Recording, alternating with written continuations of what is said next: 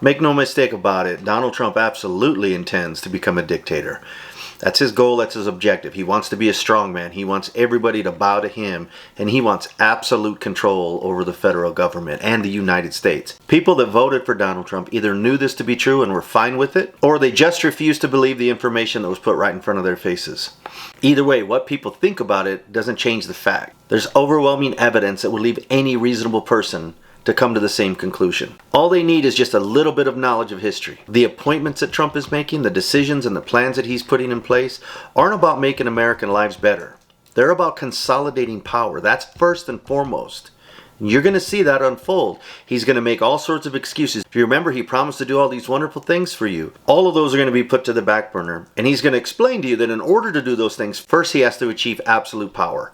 Now, he's not going to call it power. He's saying he's rooting out the deep state. Don't be fooled. In Donald Trump's mind, the deep state simply means anyone that disagrees with him. But our country was founded on disagreement. The reason that things take so long to get through Congress and become law is for that very purpose.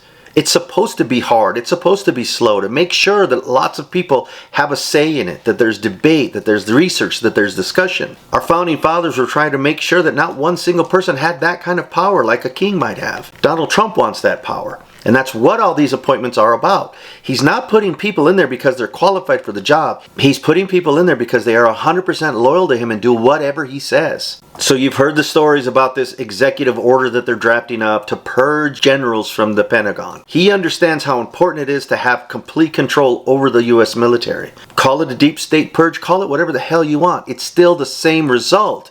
He's going to replace any person that might counter what he wants to do, no matter how extreme it is, with somebody that will follow his orders, period. He will put unqualified people that are going to be so excited about taking those positions that they feel that they owe absolute loyalty to Donald Trump.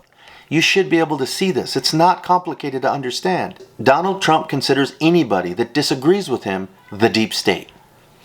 That's the swamp he's talking about. It isn't that they're good, bad, or ugly. It's just that they disagree with him and challenge his absolute power. Don't discount what you see and hear with your own eyes and what you think and are curious about just because it comes from somebody on the left. Pay attention to shit as it unfolds around you. We're not asking you to just take our word for it. That clearly failed. But we want you to at least open your eyes and watch it as it unfolds. Question it. Protect yourself. Protect the country. Protect the future. Your children. Get your head out of your ass.